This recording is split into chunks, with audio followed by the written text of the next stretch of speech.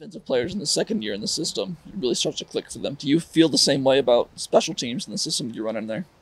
Yeah, I think anytime you get more experience doing anything, you get better and better at it as guys understand systems and get experience. I think it definitely makes a difference. Sure.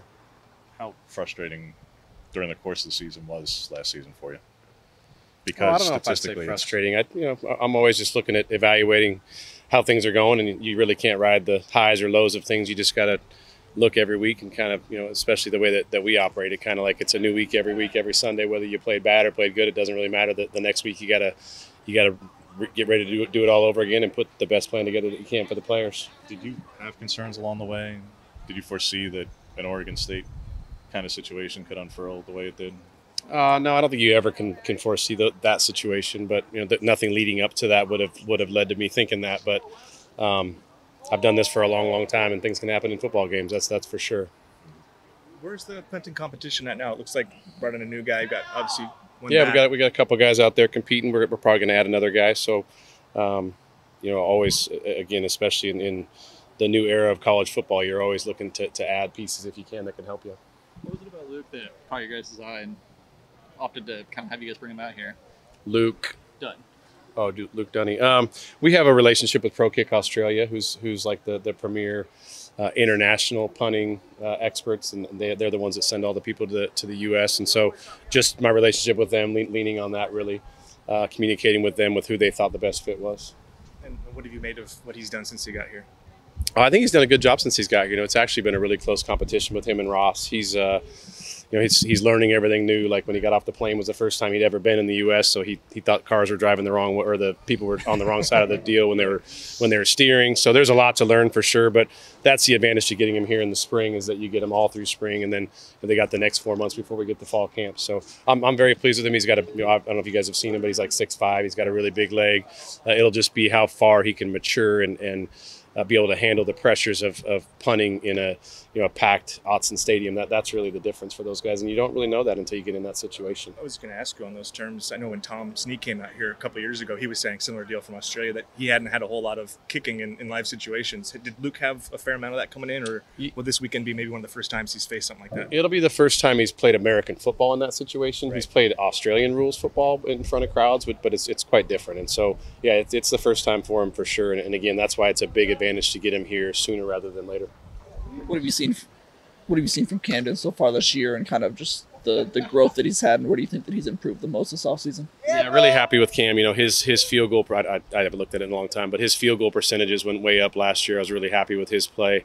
I think he can also add to us in the kickoff area. Maybe I think he's gotten better in that area, and adding some competition has maybe heightened his awareness of things he needs to do better in that area. So he's a really good veteran presence in the room. He's played a bunch of football here, and so he can kind of lead the guys through what to expect, and this is what it's like, and those kind of things. So been very happy with him, and again, I expect him to be involved in the kickoff competition as well. I was going to say, who's handling kickoffs right now with Boyle down? Well, we took the number one kicker in the country, Grant Metters. He's had a hamstring injury all spring. He just came back last week, but he's been super impressive. He hit a 50-yard field goal last week, and his kickoffs are very, very impressive. So he's as advertised so far. It's a really small sample size, but so him and Cam have been competing, and we don't really make those. I won't make those decisions until August, but I think they're both capable. Andrew's really, really good if he can get healthy and get to where he needs to be, which I expect him to be for the fall. And after Carson was here for so long, I know you've had Luke in several big spots last year, but how ready do you feel like he is, and bringing in multiple other guys at long snapper? That's just not very many teams who have 3 and now potentially 4 long snappers on the roster. Yeah, we've got 3 elite long snappers. It's probably one of the best positions on our team, which no one will ever notice but me probably, but all 3 are really good. The kid that I coached at Penn State was the long snapper, the top long snapper in the country this year. He won that award, and Luke's got potential to be better than him. So Luke's really, really talented. And what's even cooler for me, like myself, Luke's from here, so this means a ton to him. This was his dream school coming out of high school, and so I know every time he runs onto Autzen Stadium, it means something different to him. And that's really special for him. So I'm really happy with him. And really, all 3 of them are, Nick Duzansky, his brother, played for me at Penn State as well. He's come in and done a tremendous job. He's got to add some weight. His brother put on 40 pounds when he got to college, so I expect him to do the same thing. But he's super talented. And then we just added Colson Bruner from Central Washington, who's also really talented. So We do not have a long snapper issue at all. We've got other than maybe too many, but you never really can have too many good players. So I'm excited about the competition. How many specialists can you carry, Joe? Just because you're talking 3 punters, 3 kickers, 4 long snappers on a 105-man roster. There's not too many teams that are going to carry 10 specialists. So no, you're going to carry 9 if you do it right. You should carry 3 punters, 3 snappers, and 3 kickers. That's been my kind of modus operandi forever, but it doesn't always work out that way. It depends on kind of what the head coach wants and those kind of things, but generally speaking, you want 3 of each. Turning to the it helps if one of them's a combo guy. Turning to the nickel position, what was it about Taishim that you guys really liked and wanted to bring him in? What does he kind of add to this defense that you guys might not have had before? He's got a ton of experience, a lot of experience, I think, would be the main thing. And then he's just got like a dog about him. I mean, he's a really tenacious player. If you watch practice for like 2 minutes, you guys can see it. Very explosive, really smart, headsy type of kid. And again, I think bringing that experience will be really helpful for him. You guys have also been moving a lot of cornerbacks and safeties into that nickel spot. I mean, with someone like Julio Florence or Dante Manning, they've talked about playing a little bit of nickel. What have they shown at that spot for you?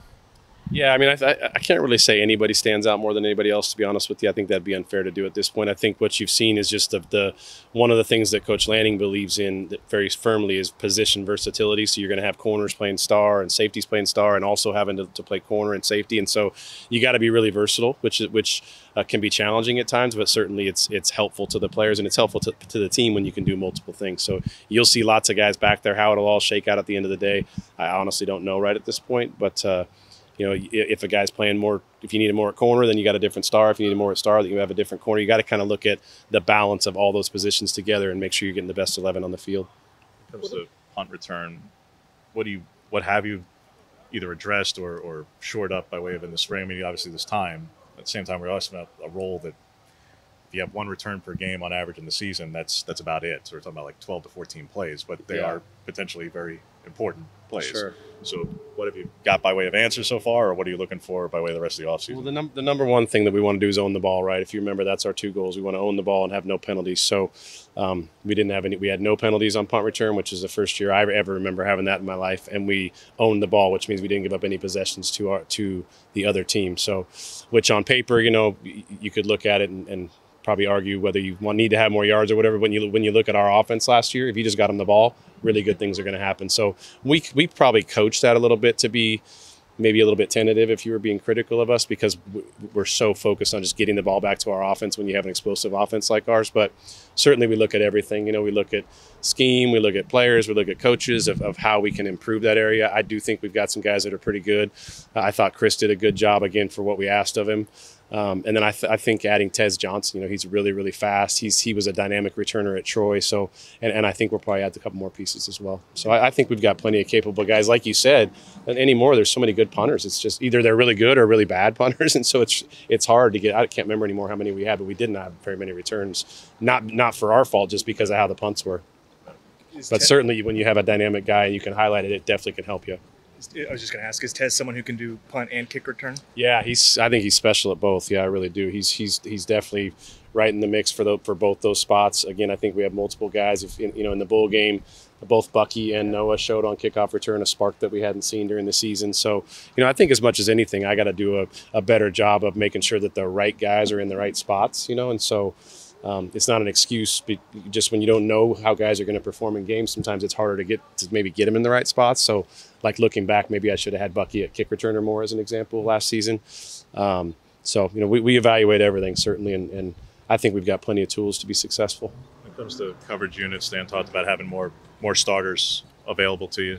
How different will those units, do you think? I realize it's time, but how different by way of personnel and who's out there on kickoff coverage, on punt coverage, will it look come the fall than it was this past season? It'll really depend. To be really upfront with you, it'll really depend on how we're kicking the ball off and how we're punting the ball. Where I came from, we only had 2 kickoff returns all year against us, so I was probably used to not playing as many starters. If you think about it, like your best tacklers, let's talk kickoff. Like your best tacklers are going to be your defensive players, generally speaking, because that's what they do, right? But then you got to weigh: do you want your 11 starters running down and then turning right around and playing defense, or do you know what I mean, or do you want to have some backups in there because you're going to be a really high touchback team? So it just depends on the quality of our kickoffs. But I think I think the biggest point you can get there is that Coach Lanning is supportive of playing our good players and playing our best players, and then I got to be smart and make sure that we're not overutilizing them on special teams or underutilizing them. And the same with punt coverage. Really in those units, to be honest with you, and it's the same thing I tell the specialists, if the kickers and punters are as good as we should be at Oregon, the other stuff doesn't matter quite as much, to be really upfront with you.